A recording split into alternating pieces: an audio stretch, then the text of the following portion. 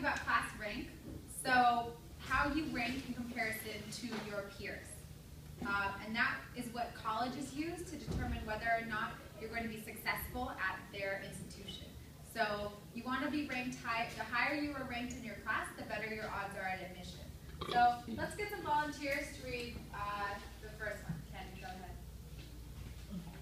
Class rank is a measure of how a student performs compared to other students in his or her class. For example, a student may be ranked number 24 out of 189.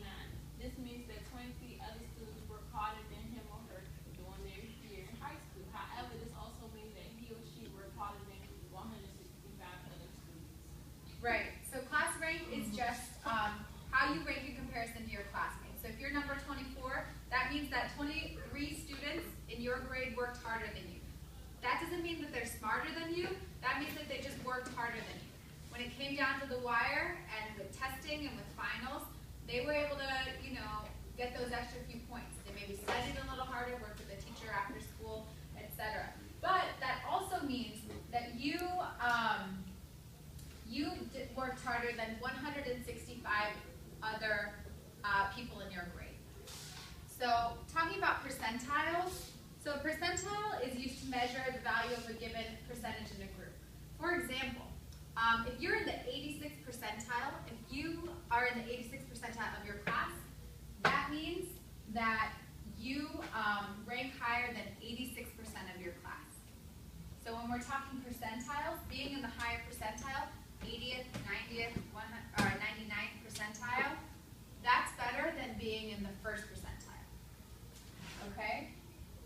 So your percentiles are seen on standardized tests like the ACT. So who took the PSAT and found out what percentile they were in? Do you remember? I found No? out. I remember. Does anyone want to volunteer their score? What percentile? You don't know?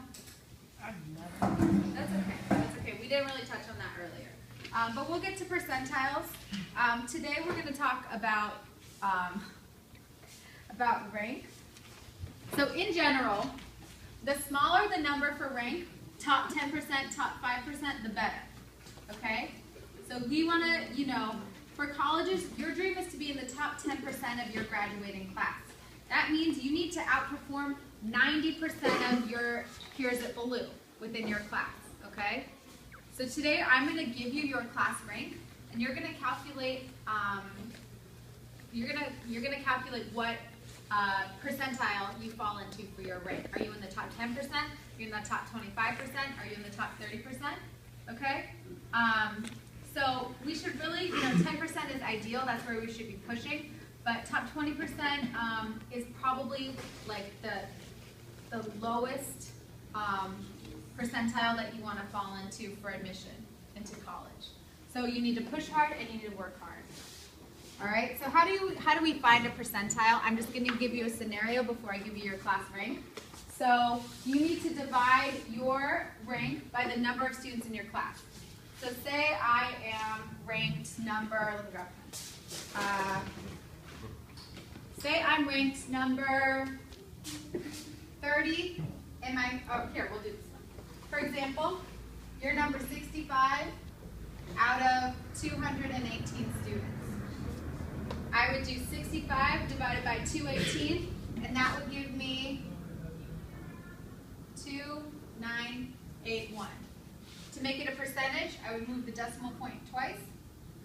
So I would be in about the 30th percentile, if I round it up, right? 8 means we round up. So I'm in the top 30% of my class. Can I improve? Please report to the attendance. Yeah, where do I want to be? What's my target? Your target is to be in the 20 percentile. So ideally, the best scenario would be top what? 10. 10. But I want to be, realistically, I want to be in the top 20. 20.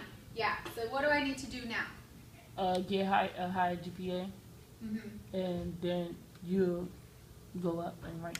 Yep, exactly. So we need to improve our what GPA? Cumulative. Cumulative. We need to augment our cumulative GPA. Augment.